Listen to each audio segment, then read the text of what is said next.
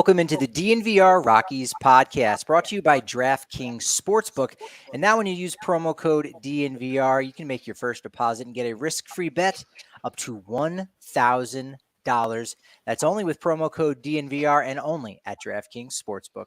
I am Patrick Lyons. And I am Suzie Hunter. I gotta just say this right now. I realized it's been 3 years since I've watched an All-Star game on TV.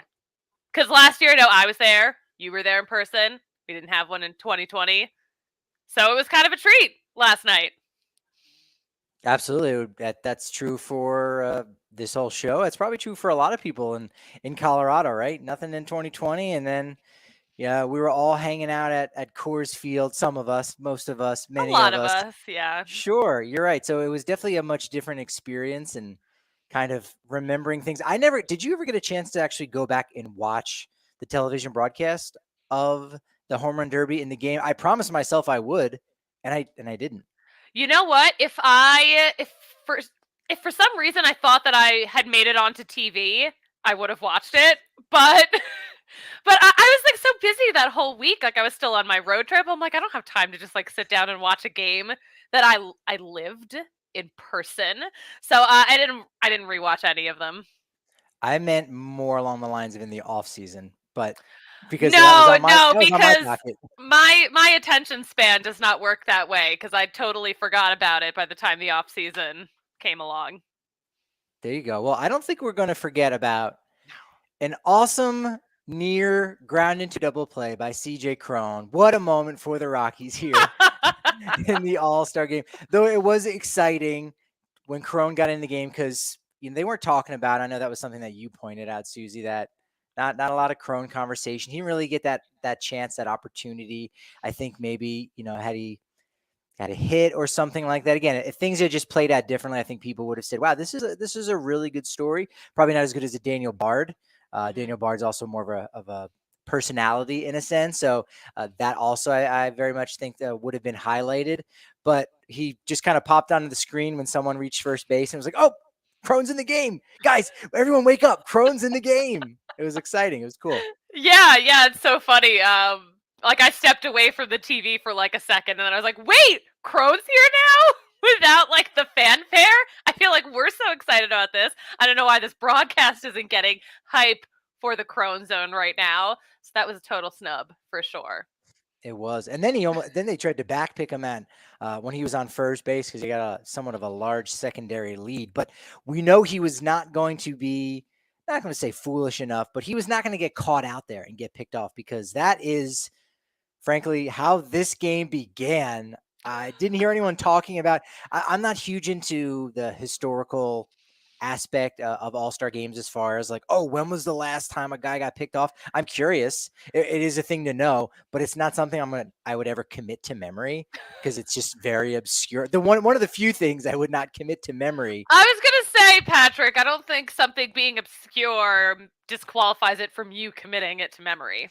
But how often would I be able to utilize that trivial piece of information? Hardly ever, which is why it's got to go on I'm not going to reserve a lot of time to memorize that. But Ohtani, they said in the broadcast, 0 for 8 against Kershaw. What does he do? Single on the first pitch, then gets picked off, and you go, okay, this is an exciting start. In a strange way, it was a good open to the game. It was too. And of course, everyone's just having fun out there. So I just love seeing Shohei leaving the field, laughing. It's just I'm okay, they're literally just playing a game. They're just having a good time out here. Very true. And all throughout the show, we'll talk about, the first half, our favorite first half stories. We'll look at the best players in the first half for the Colorado Rockies, maybe make some second half predictions and talk about some of the greatest performances by Rockies in All-Star games and home run derbies. But overall, what would you grade out the All-Star game? It felt like it might have lulled a little bit towards the fifth and sixth inning. It definitely seems to have calmed down a little bit. They had plenty of the bells and whistles with all the players being mic'd up, but The hype kind of went down a little bit. I think that's natural. There just wasn't a lot of runs, right? It was a 3-2 victory for the AL, and so it was really quiet for long stretches of the game. You know what? I didn't even really notice that the game kind of got quiet because there's so much else going on in that broadcast that kept my attention. So I mean, I was entertained the entire time. Loved all the bells and whistles. I'm a bells and whistles kind of girl. Yeah, yeah. Maybe we're different in that way. Like I I think we're guess I I think wanted we're more I think we're a action. little different. Yeah. I wanted the actual baseball to be good, and the broadcast was, like I said, was very good. All players mic'd up. Alek Manoah was the first one went out. hmm Had we? Well, I know Liam Hendricks did it last year, but I guess maybe my head wasn't wrapped around it. Maybe there were a couple other guys last year that did it too. Again, we didn't actually see the broadcast, but Yeah. he was pitching that whole inning and was like talking in the middle of it, and it looked like he needed to try to catch his breath. He was asking the announcers, like, "Do you got a scouting report on this guy?" And so, good fun banter. Yeah, for sure. It was really fun banter. So yeah, at first I'm like, okay, we're getting a lot of Manoa breathing and grunting like when he's as he's pitching because I'm sure he doesn't usually talk while he's on the mound. So like at first I was just like, what's happening here? But by the end I was like, okay, this was so much fun.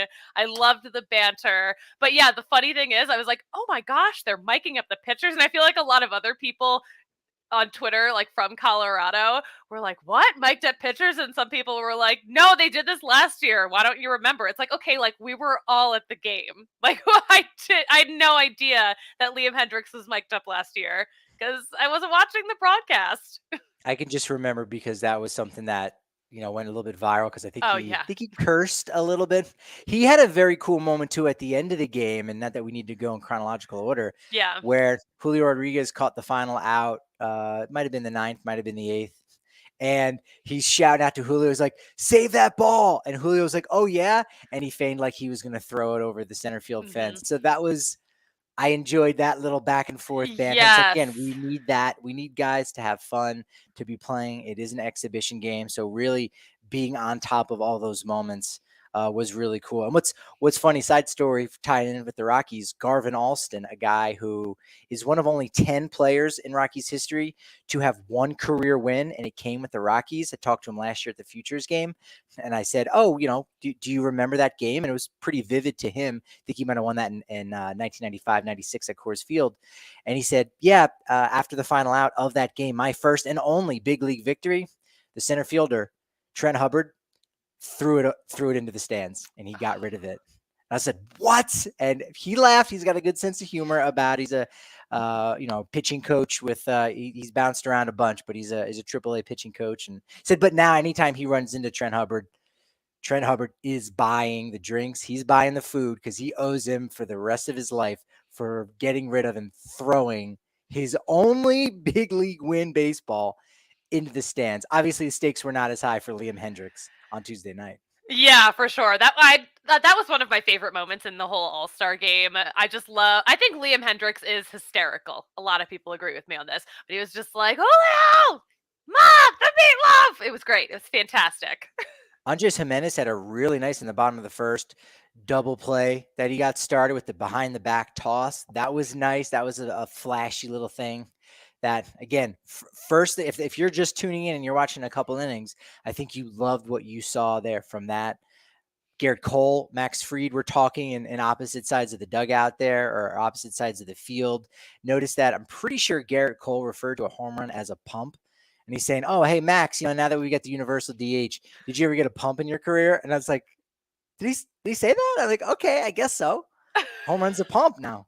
Oh my god, I actually did not catch that. That's a new one for me, for sure. Stanton and Judge got mic'd up. They were in the outfield. I thought that Mhm. was neat. And I was also blown away. I noticed a couple people on Twitter were saying, wait, really? This is Giancarlo Stanton's first All-Star game appearance with the Yankees?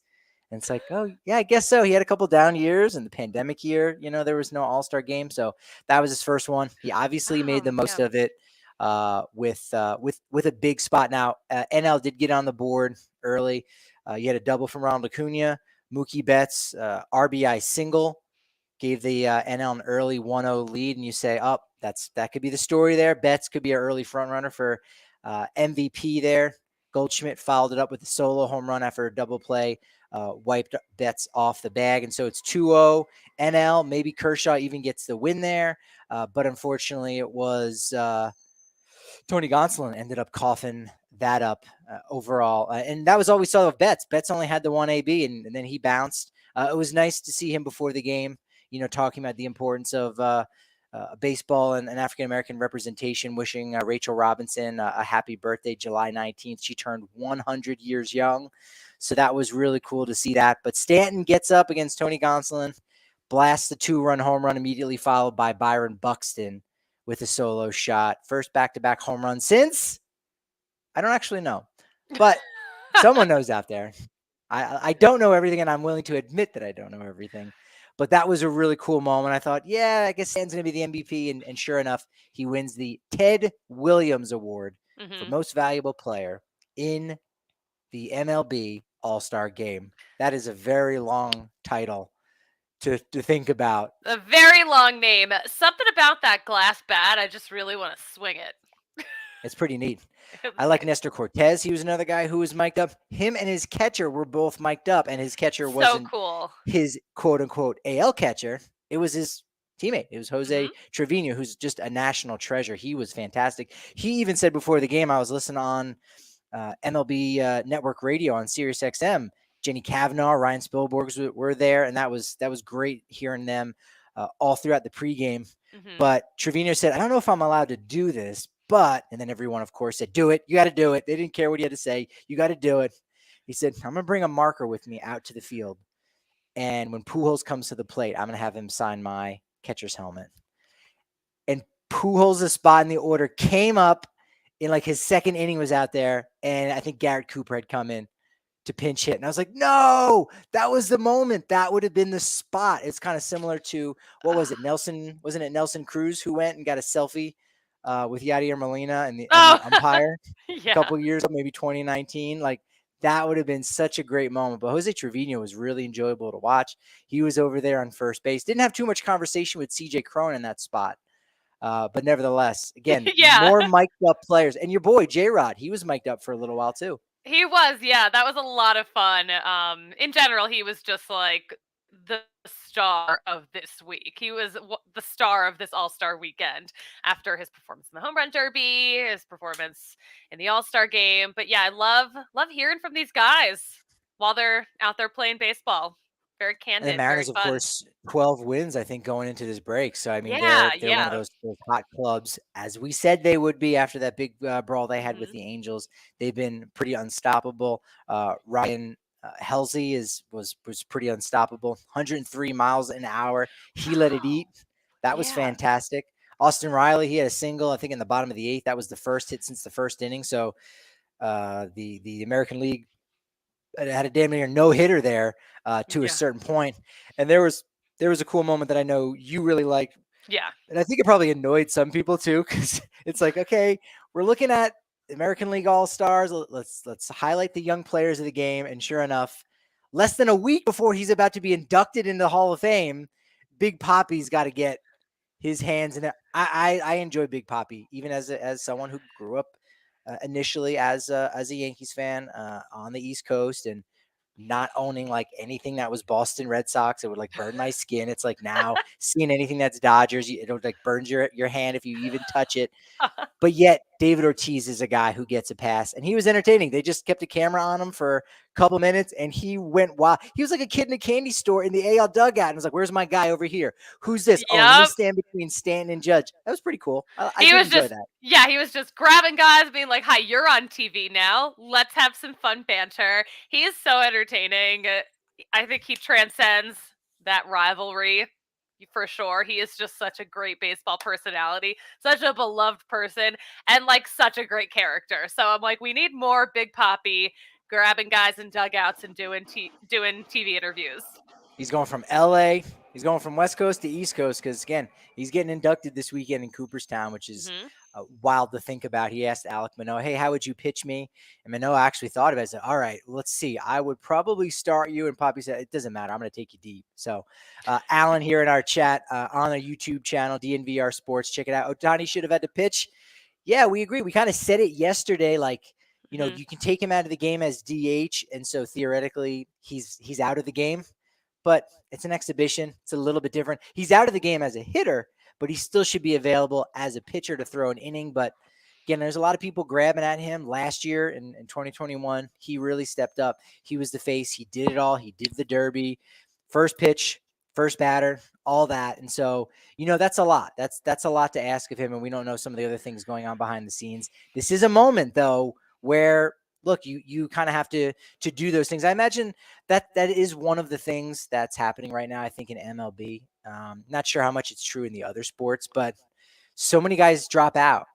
Again, some of it could be injuries. Some of it could be I'm not really interested in being there, whatever it may be. And there's not as much focus as, hey, this is the game. We're trying to highlight the best of it. And we're really trying to put the biggest names and faces out there front and center. And if the players don't go along with that and aren't on board, then the product suffers, right? Then the game itself and those watching at home may not have the same benefit of wanting to watch future games and things of that nature. So, Alan, really good point. It would have been really nice to see Ohtani pitch. I think that was important, but I'm not going to come down hard on Ohtani saying, hey, he did something wrong or his representation did something wrong. I'm going to give him a pass, but yeah, I'm bummed. And you know what? When would he, I think we touched on this yesterday, when would he have warmed up? Like, when would he have a chance to warm up before coming in? Like, he's already doing so much stuff. Yeah, and everyone only had one inning pitch. I mean, Yeah. we've already seen the end of the 2 innings pitched by the starter era. I mean, I remember at one point it was 3 innings, and that didn't seem like it was all that much. But nevertheless, yeah, they got to figure out a way where, again, if he comes out as DH, he's still available as a pitcher so that he can warm up and do that whole thing. It was nice. What did you like the uniforms? I think we both agree they got to go back to just wear your team uniforms out on the field. It really When did we agree on this? gorgeous. I don't remember agreeing on this. You seem like a sensible human being. So that's why I feel you would agree with the teams need to wear their team uniforms with their different colored caps so that it highlights it. And that if you're a fan at home, you go, hey, where's my Rocky guy? I don't see the purple. Well, no one's wearing purple. No one's wearing any colors because it's just a blank uniform. That's why I think you would be a sensible person and would want the original uniforms back. How dare you just assume what my opinions are? Actually, I prefer that they have special all-star uniforms. I don't mind. I don't necessarily need to see a million different uniforms on one field. I apologize for calling you sensible, but I will say okay. I did overall like the white jersey with the gold. That looked sharp. That looked good. Some of the guys had on a gold belt when they came out for the lineups and all that. The gold belt looked really sharp. I think that was good. The the AL uniforms were okay. That like graphite color, that was fine. I think the AL uniform that they wore was still better than both of the uniforms in 2021. For sure. Yeah, these were a huge upgrade from last year's uniforms. Wasn't a fan. They weren't even for Colorado. They were for Atlanta. So, I mean, that's probably uniform-wise, I think that'll have to be like the worst one that will ever happen. Hopefully. But no, I liked these. I kind of expected a little more flash, a little more flair because we're in LA, but I mean, white and gray, right? Yeah. Yeah, and also I don't know why those first pictures that we saw of those all-star uniforms, I thought that the AL uniforms were black and it was just like not a great picture. So I was like, "Oh, okay, interesting." Yeah, I did prefer that the gray more than a black. The helmets I thought were really cool. Again, they were just black, but it said AL NL with the little star on it. Yeah. I thought that was a really cool touch. Like it was just something simple, but it kind of tied everything in really well. So I was a big fan of that. In general, I think this might be the last year for the not generic, but the uniform, the uniform that everyone wears for one side or the other. I think they had a 2-year deal with Nike. So next year it'll be back for everyone that was kind of like, hey, I want to see the red of the Cardinals uniform. I mean, again, when you do the Derby, that's when you can wear the uniform and go with that. But then in the game itself, go back to the actual duds and threads. And so Eh, I think that's probably coming back next year. Either that or you got to just do a better job of of making these generic uniforms, because the last 2 years they were just, again, okay. They were just okay. yeah, yeah. I think maybe you said this a couple of days ago, but once all the teams have their City Connect uniforms, wouldn't it be great if they all wore their City Connect uniforms to the All-Star game? That's an idea. Now that's an idea. I like that. I'd be down with something like that. Much like I'd be down for hanging out in the corner of Colfax and York, just Oh, about at any point when the DNVR bar is back up and running. We're only a couple weeks out from that going down, and getting that member-sized beer when you're down there, and the extra raffle tickets at all the watch parties. But until then, of course, you can still hang out in the members-only Discord. That's not on the corner of Colfax and York. That's right here on your cellular device. You could hang out. We're chatting about the All-Star game. We're chatting about Summer League, all kinds of different stuff. You don't have to worry about politics or a-holes. It's just everyone in the DNVR community. It's only 50 cents for your first month. An annual membership, of course, gets you a free shirt from dnvrlocker.com, and you get all the great coverage on the Broncos, Nuggets, Avs, Rockies, Rapids, Rams, Buffs, not to mention rugby, golf. It's fantastic. Great bang for your buck, much like Evoca TV, because what Evoca TV is doing is taking Altitude Sports, it's taking AT&T Sportsnet, it's even taking us on the DNVR Sports channel on YouTube, and putting it all in one place. So now when you go to evoca.tv/DNVR, you can sign up to get Nuggets, Avs, Rockies all in one place. We're even talking about Denver Pioneers, CSU Rams for the college sports, Mammoth, Rapids, all in one place. Evoca.tv/DNVR. It's typically $25 per month plus the cost of the receiver, but guess what? You can use code DNVR on top of that and save $10 off your first 3 months. And when you're watching any of those games, and for a little while now, it's going to be Rockies games on AT&T Sportsnet, make sure you're doing it with an Avalanche Ale. It's the drink of the year, right? It's the drink of truly. 2021, 2022, because we're talking about the Stanley Cup final champions, the Colorado Avalanche, and their Avalanche Ale. They gave away so many great tickets to the Stanley Cup finals, that being Breckenridge Brewery. And now it's time to support them back a little bit more. Visit breckbrew.com to find out about all their different drinks. I mean, they've got some great hard seltzers. If you like the seltzies, Breck Brew has got you Celsius. covered on that as well. Avalanche Ale, the drink of the year. All right, Well well, said, Suzie, Patrick. thank you, Suzie.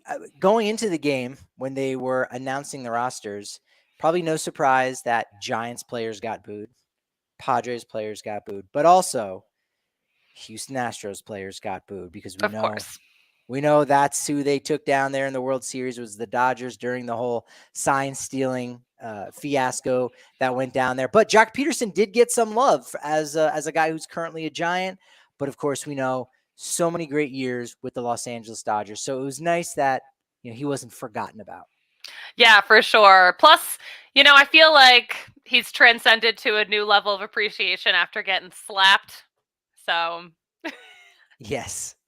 Yes, we're very appreciative of Jock Peterson. Hope that doesn't happen again. And hope we get some more Rockies All-Stars here going yeah. forward, because Rockies have had a bunch. And, maybe this is an off-season kind of conversation, but I feel like, look, we're talking about the All-Star game, so we should highlight some of the greatest Rockies Mhm. All-Stars ever. And, obviously we know all the Blake Street Bombers. Those guys are All-Stars, and you've got your favorite. But I thought it would be interesting to kind of look at it from different parameters, like the youngest All-Star that the Rockies have ever had. Might not be any surprise. It was Nolan Arenado at 24 years old. And then the guys that were 25 are interesting. Tulo and Yeah. Trevor Story. You go, Mhm. okay, got it. David Dahl, which was a couple years ago, and you go, boy, the wheels fell off that one really quickly, but you remember it. And Mhm. then, guy from Greeley, also a guy from, actually, this guy was from Alaska. Remember we were talking the other day about Gabriel Hughes being born in Alaska. Yeah. He's got an Alaskan connection. Sean Chacon. I'm drawing a blank exactly why. But Sean Chacon, 25 years old, when he made the All-Star team as a pitcher, he was injured that year, so unfortunately didn't play. But we got to get some 21, 22-year-old Rockies All-Stars, man. Zach Right? Veen, is he going to be an All-Star next year? Julio Rodriguez, hey, we saw him in the Futures game in 2021, 2022. He was in the game starting. Could that be the case for a Zach Veen? I Maybe. I don't know. You know what? But maybe. I think if we're gonna, does it count if they were selected for the Futures game and maybe didn't play? Because I feel like maybe Ezequiel Tovar could also be a potential young All-Star next year. That's the trick question, right? That's the trivia question you throw out there, and because no one's going to remember that, they're just going to say, "All right, well, Veen was the only one last year, so all right, we can cross off the 2022 Futures game. Let's go back further." And you go, wait, you missed someone. He didn't play, but he was in it. So I like your thinking. I like that creativity. Thank you. Could Ezequiel Tovar be the Julio Rodriguez of 2023? Question mark. Maybe. I don't know. Now, most All-Star games. Exclamation point. Yes, I like that. Most All-Star game appearances. No surprise. Todd Helton, Troy Tulowitzki, Nolan Arenado all had 5 All-Star games. And then right behind them with 4, Charlie Blackmon, Dante Bichette, Larry Walker. We said it earlier. I know I did. Maybe next year, if it really is Charlie Blackmon's final season, does the commissioner select Charlie Blackmon as an All-Star? Now that bumps him into that top echelon with 5 All-Star game appearances, because we know they did that for Miguel Cabrera and Albert Pujols. And yes, those are first ballot Hall of Fame guys. Charlie Blackmon, not a first ballot Hall of Famer, probably not a Hall of Famer in general, but still someone, when you look about think about the faces of the game or just players who, are recognizable in general. If no one else is on their way out, no one else is in their final season, yeah, you might invite someone like Charlie Blackmon to the game. I didn't know how the commissioner's pick was going to go. I assumed that it was just going to be like the first player who got snubbed, but I love how it was, thinking outside the box of just like more of a legendary or notable player. Charlie could be that guy, and maybe, just maybe, he could earn it on his own. I think he might have been a little bit close this year. His numbers were solid overall. So wait, hold on a second, Patrick. Do you think? I don't think there's any chance that next year would be Charlie Blackmon's last year playing.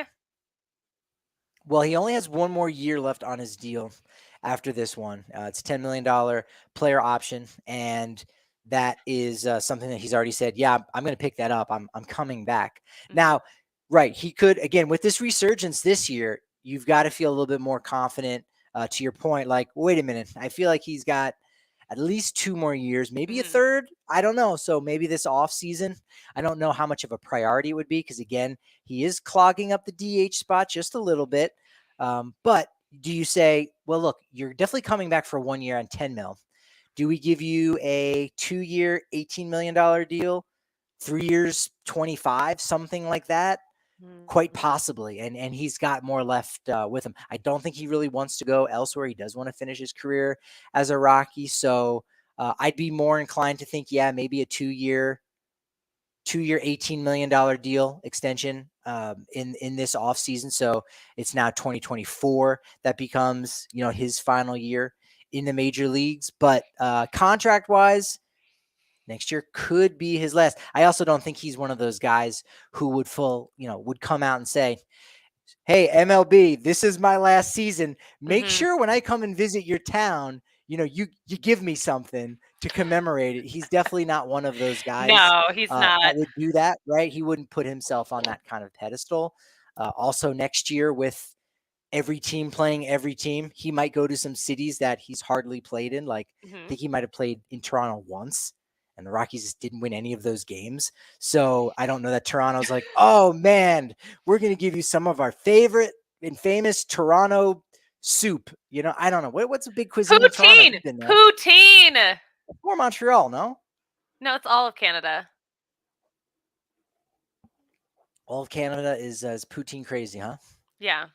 You sure about that? Yes. Okay. All right. So hook up Charlie Blackmon with some poutine in 2023, because you never know. It could be his last time in Toronto. If we're talking about starters, Larry Walker started 4 times, was voted as the starter by fans 3 times, named the starter once. Helton also was voted as the starter 3 times. Arenado voted as the starter 3 times. We mentioned it yesterday. Ubaldo Jimenez, the only Rocky to be named the starting pitcher. That was in 2010. Came after he had that no-hitter in Atlanta. Came after he was just absolutely lights out. He was the best pitcher in baseball going into that All-Star break, no doubt about it. And no catchers have ever made the All-Star team for the Colorado Rockies. Oh my Part of their gosh. struggle, part of their story Yeah. is that they haven't got a ton of production from their catchers. But Tampa Bay hasn't really either. In fact, if you go back and look at all the expansion teams, they haven't gotten a ton of production out of players. They've gotten a couple All-Star appearances. I think Miguel Montero might have been an All-Star with Arizona. Maybe Mike DeFelice was an All-Star with Tampa Bay. Yeah, these are just obscure names. Yeah, Where, again, yeah. you catch lightning in a bottle for 3 months, you might become an All-Star. But it doesn't, make you a great all-time catcher that people are going to remember and say, "Oh man, remember the Mike DeFelice era?" It was a couple months. It really is what it was. At bats in an All-Star game. How this might be surprising a little bit, but again, if you really step back and reflect, the most at bats in an All-Star game is only not an All-Star game in All-Star games total is 10. That's it. Blackmon and Arenado both had 10 at bats.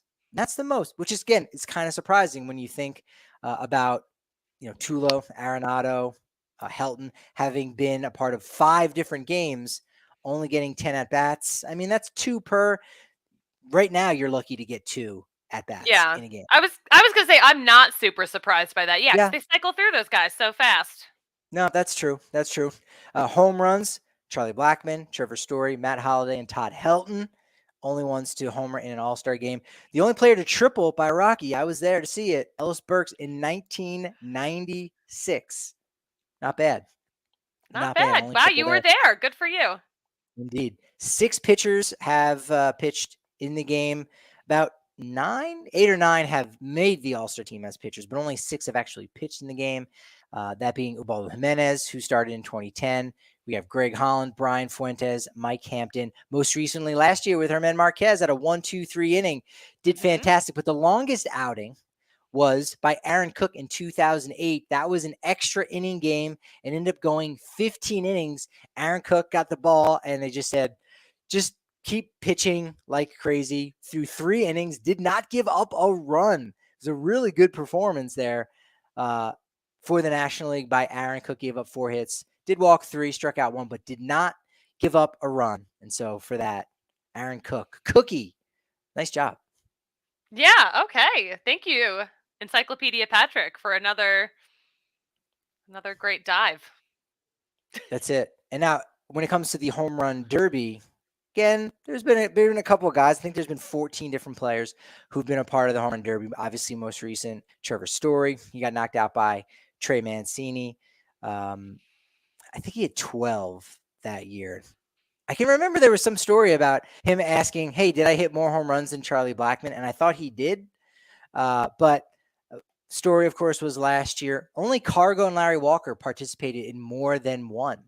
They both had 2 home run derbies. And it's funny because when you go back and look at the totals of, the total amount of home runs that players hit, even 10 years ago, before they had this format with the clock, they didn't hit a ton. Like Dante Bichette was the first one to ever participate. That was in Pittsburgh in 1994. He only hit 3.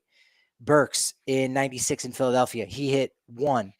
Todd Helton in Seattle in 2001 only hit 2. Cargo, his first time in Kansas City, he only hit 4. But again, the timed format allows you to make more outs, but also, of course, to hit more home runs. So Larry Walker made it to the finals. That was really the best showing. And that was a year where they used to do like rolling totals. So basically, if you did great in the first round, you get to keep those numbers. So he ended up losing to Tino Martinez in the finals, even though I think Tino was like totally blown up. He had like 21 in the first round. So that was kind of a strange thing. But Matt Holliday, Michael Kadire in 2013, and Tulowitzki in 2014 were the only other ones to at least advance to the second round. And just more know, the only one to ever participate in the home run derby, along with Trevor Story, who weren't actual All-Stars. They showed up to represent Morneau. He did it in Minnesota. That was a year in which the Rockies had 2 players in the derby. Tulo and Morneau. And then last year, we know Trevor Story had to represent the hometown crowd in Colorado, which was, of course, super cool to see. Yeah, for sure. That was awesome to see. Two things. One, I'm sure Julio Rodriguez wishes that home runs still carried over from your early rounds because that would have been a totally different outcome.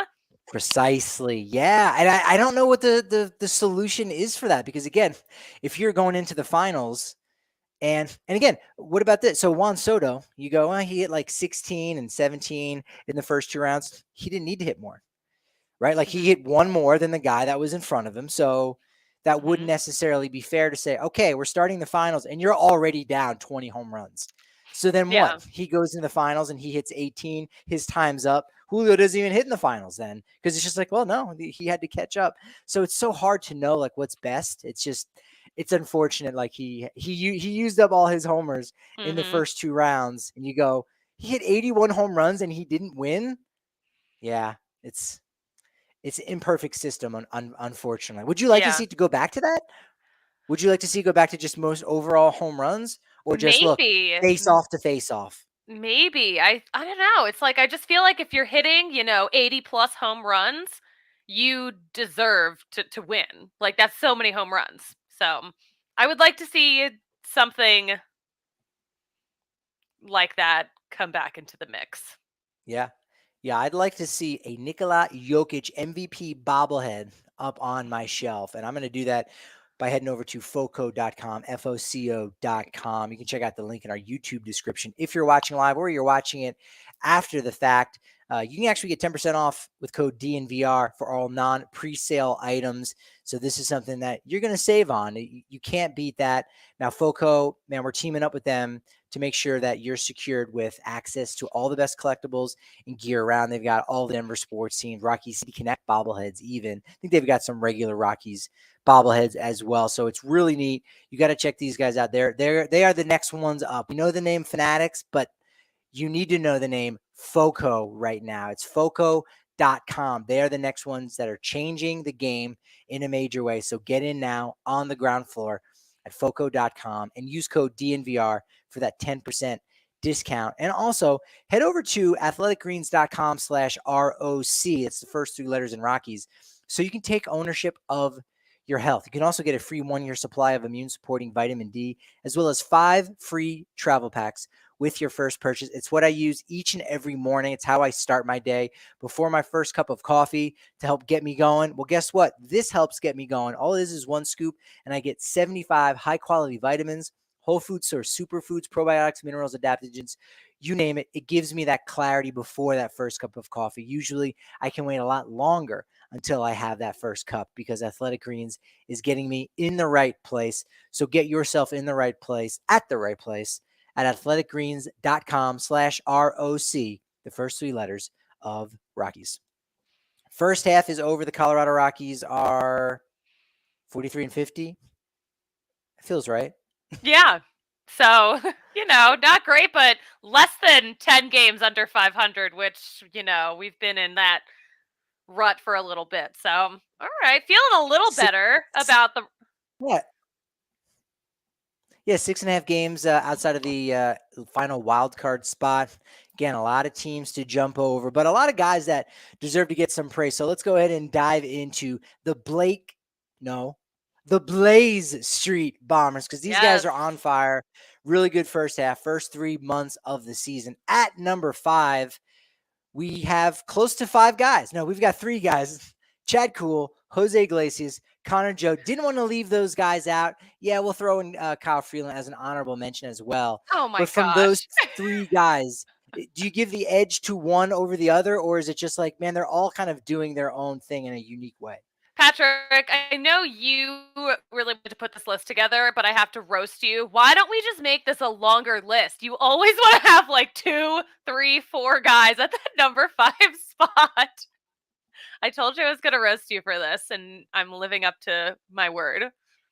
That's it. I've got to get it in. I don't know if the graphics department can make something with the full 26-man roster, and I rank them and go, at number 26, he gave up 3 home runs last week, but that strikeout there of Jake Cronenworth in the 8th was critical. Like that's not going to fly. So we'll stick with 5 and then just really shoehorn a bunch of guys in there and make it work. Chet Cool, the bloom has come off the rose just a little bit here in his last couple starts, but provided that great complete game, 3-hit shutout against the Dodgers there to close out June. Was a part of one of the more funner stories, more funnerest. There you go. Okay. I speak for a living. The most and more funnerest moments. We'll talk about that in a moment of recent memory. So he's been a part of that. He's got the best ERA in general. Sure, if you're looking at other statistics, like ERA plus, again, he's still the best. Quality starts, he's up there with 7. So he's been really good to help fortify a starting rotation that people were worried, hey, what are you going to do with no John Gray? Chad Kuhl's has been just about as effective as John Gray has been. Oh, yeah, for sure. Chad Kuhl has been awesome, and that complete game shutout was absolutely electric. He absolutely deserves to be on this list. But I think Jose Iglesias, too, has put on such a great performance in this past month, this past season. Plus, he's hit multiple milestones, or he hit a pretty big milestone pretty recently, that 1,000th hit. Yeah, no, that was a big one. He's in around, batting 300, which is really no slouch now. There's not a ton of guys that are hitting 300. It's just kind of how the game is going, with a lot more swing and miss, not a lot less balls that are put into play. So he's doing really well for that. Defense has been good. He's made his share of errors. He's also made his share of really nice highlight reel catches. He's made even plays that are just routine. He's made him a little sassy. He's got some sass in him, or as Bud Black would call it, flair. And then Connor Joe, of course, doing his thing in the leadoff spot. He's kind of in that similar phase with Charlie Blackmon, where for so long Charlie Blackmon, as batting leadoff, was hitting 25 to 30 home runs consistently. But you look at his RBI total and you go, well, it's not a ton. Well, who's hitting behind him, right? Yeah. 8, 9, the pitcher. And so Connor Joe, although he's got that really good combination of power and speed, leads the team with 6 stolen bases. He's doing his job. He is getting on base. So there are certain statistics that might look a little bit lower or a little bit less than a player that is getting as much attention as his, but he's doing the job that he's been put out there for. That's leading off and playing corner outfield and first base when CJ Cron needs a day of rest. So he's been really solid defensively. That's why that trio is the 5th best player for the first half for the Colorado Rockies. I mean, combine all 3 and it's like the greatest player of all time, probably. You're right. Actually, they need to be number 1. Let's see if we can get a quick graphics flip. So technically, now that do not. There's Shohei Ohtani, right? We've combined player number 1, this Frankenstein of a player, complete games, batting leadoff, got 1,000 hits. It's crazy. All right, number 4 on the Blaze Street Bombers for the Colorado Rockies. I believe we have ourselves a Mr. Brendan Rodgers, 47 RBI.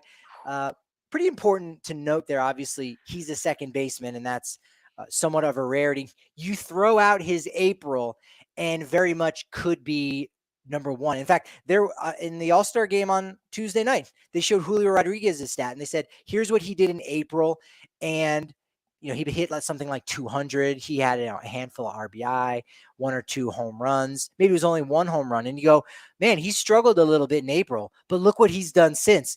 B-Rod has actually been better than J-Rod since May 1st, but it's what happened before May 1st. That totally wipes away everything that Brendan Rodgers did. He's also not a rookie, so it's a little bit different. He's playing second base rather than a premium position like Julio Rodriguez is doing out there in center field. Not as, J-Rod's got all those stolen bases to go along with it, a lot more home runs.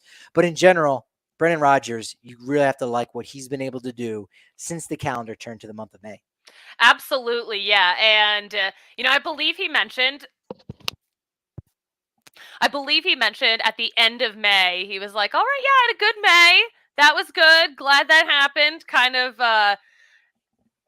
yeah, he was just like, oh, no, we'll, tack this on to May. I had a great May. And it's like, no, you're back, B-Rod. You are back. April was the outlier, and he has just been on fire ever since. He has been. Number 3 on the Blaze Street Bombers, of course, Mr. Nasty himself, Charlie Blackmon, 14 home runs. The stroke is absolutely back. He only had 13 last year, so it was really awesome to see, him have the power stroke going again. He's been okay in the outfield when he's needed there, but he's embraced that DH spot, taking those days, and so when he's in the lineup, he's that much better. Yeah, for sure. And we know that he was a little hesitant to take on that DH role. And that's not unusual with guys in the National League who have now just been introduced to having this in their everyday routine. But he's noticing that it does make his body feel different. He feels more rested. The wear and tear is so much less. So yeah, he's taking it on well. Number 2 on the Blaze Street Bombers, Daniel Bard, doing fantastic with 22 saves. I thought he has 21. I could be wrong. Do you know his number? Off the top of my head, no, you're the one who knows the numbers off the top of your head. But yeah, Daniel Bard has been absolutely incredible. Plus, I mean, I feel like we don't talk about this enough. This is maybe the biggest snub of the All-Star game because I really do believe he should have been there. Yeah, no, 20 saves. It's been fantastic. He's the first guy, I think, since Greg Holland with 20 saves before the All-Star break. So that's no slouch. Yeah, he's been really good in that bullpen for Colorado. Love that 2.02 ERA. Had a couple of flare-ups early on in the season, but he's been great. And he's a guy that really, last year had some bad outings that really skewed his numbers. But if you go back to 2020, that pandemic season when he came back out of nowhere, had 6 saves, was really solid for the Rockies bullpen. He sort of deserves that. He's been really very much overlooked and really disappointed that he didn't get that opportunity to represent the Rockies at the All-Star game. But of course, their lone All-Star, the guy that is the slam dunk top player for the Rockies in the first half, the Blaze Street Bombers. That would be Mr. Christopher John Cron. Suzie, I mean, how great is it to see this guy hit home runs, it seems like, pretty much every series? Yeah, no, he has just been absolutely electric. He's been so productive for this team. Absolutely deserved to be an all-star, so I'm so happy that all came together. But, I mean, yeah, he's just, for a guy who didn't really have a home for, a lot of his career, moved around a lot, happy to see him right at home and absolutely crushing it here in Colorado. Yeah, love that. Absolutely love that. Cron has been great. And he's been one of those things from when you think about the top moments in the month of, or not the month, in the first half of the season, when you talk about our favorite first half stories, just him in general, getting his just desserts, getting acknowledged as one of the best hitters in the game after, bouncing around 5 teams in 5 seasons and only getting a minor league deal to start in 2021. But there, boom, he gets the nod as an all-star. And so many other really good. I don't think there's enough time to actually go through all of our favorite moments. Of course, so many guys making their big league debut: Brian Serven, Eliuris Montero, Sean Bouchard, Jake Bird. It's been fantastic. What have been some of your favorite moments of the first half of the Rockies? You know what? So one of my favorite moments that happened that I wasn't there for was when the Stanley Cup made an appearance at Coors Field. But missing that, I'll tell you what made up for it was seeing Bud Black get ejected because it's so rare. And I love a little conflict. And I feel like Buddy doesn't really necessarily believe in these things like firing up a team, but I think it fired them up a little bit to see that their manager was behind them like that. So one of my favorite moments for sure was Bud Black getting ejected. That's really my only criticism of Bud Black, is that I think he needs to get ejected a little bit more because, like you said, it fires the team up. It doesn't necessarily look. The game plan is pretty much already made up, and so I don't think there's something that Bud Black would do that Mike Redmond wouldn't. And you go, we would have won that game if we did have Bud Black in the dugout.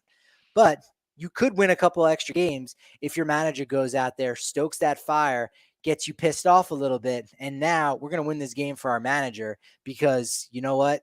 The crew screwed up, or he was defending us against the other team. That would be my only piece of criticism. And if that's the worst thing you got to say about a guy, he's doing a pretty damn good job. But yeah, ejection was great.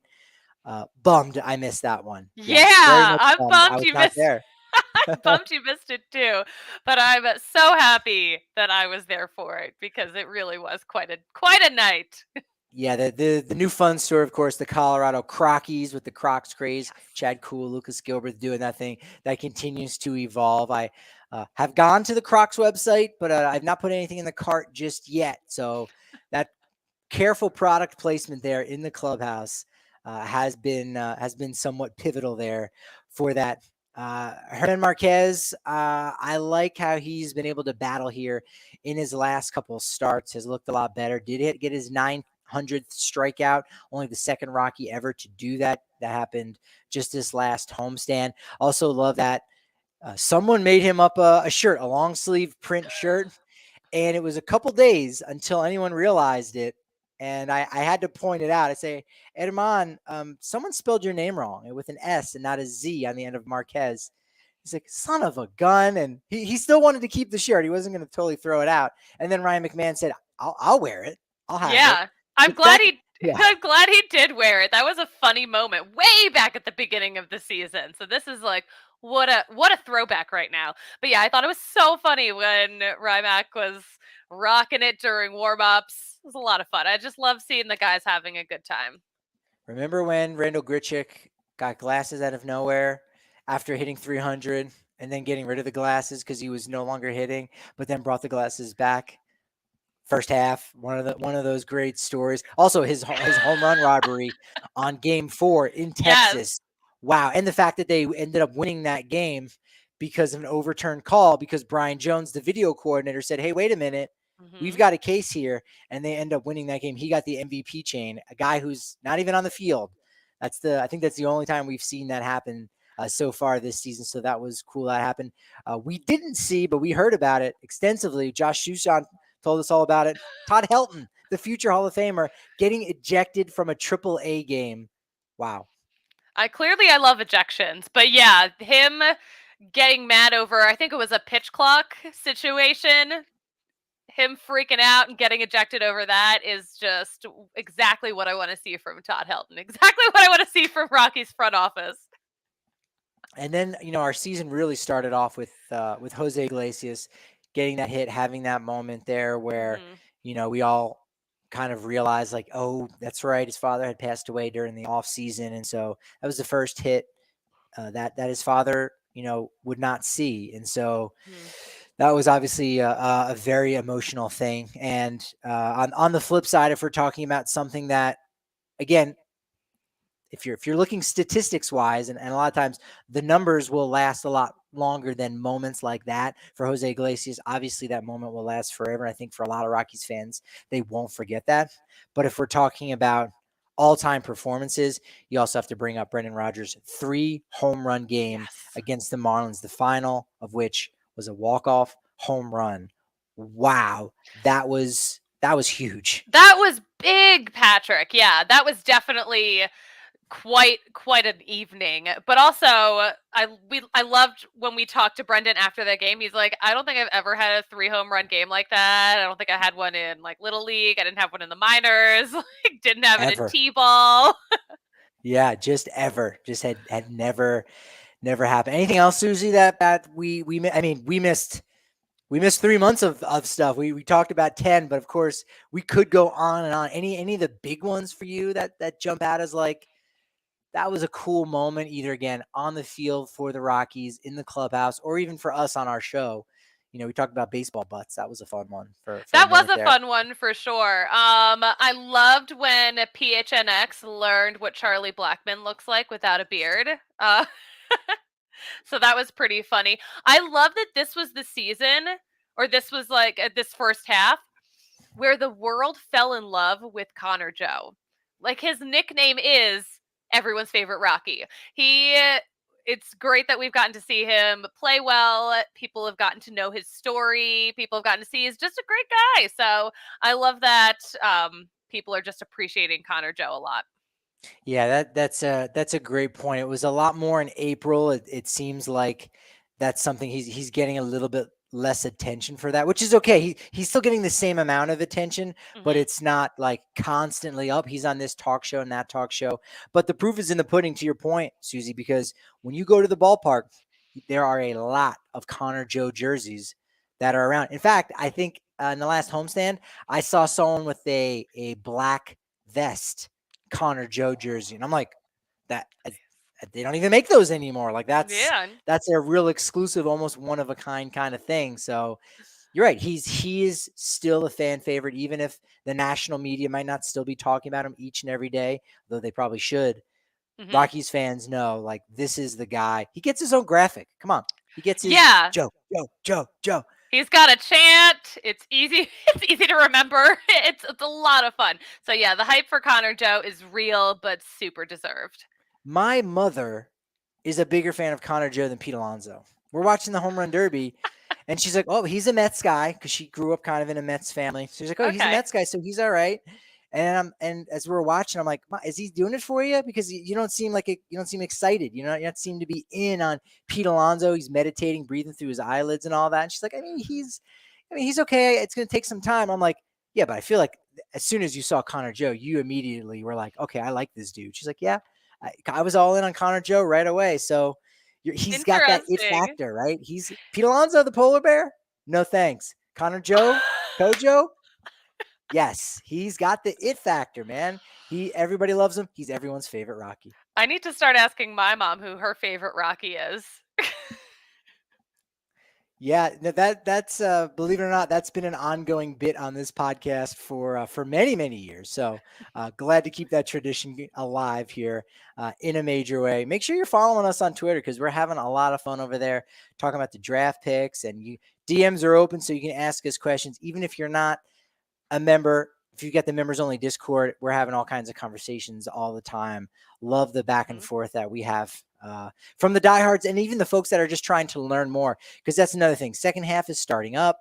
People have kind of gotten a break. They maybe were doing a little bit of camping. They enjoyed their summer, and now they're like, all right, maybe I need to reinvest myself in the Rockies. How do I do that? Who should I be following? What do I pay attention to? And sometimes it's just easy to ask someone. And so our DMs are open.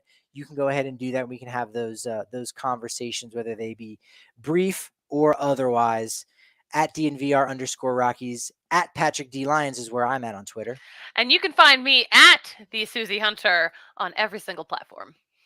Suzie, a lot of momentum as we go into the second half. It starts on Friday in Milwaukee against the Brew Crew. But you know what they say about momentum? It's truly only as good as your next show. So we'll talk to you then.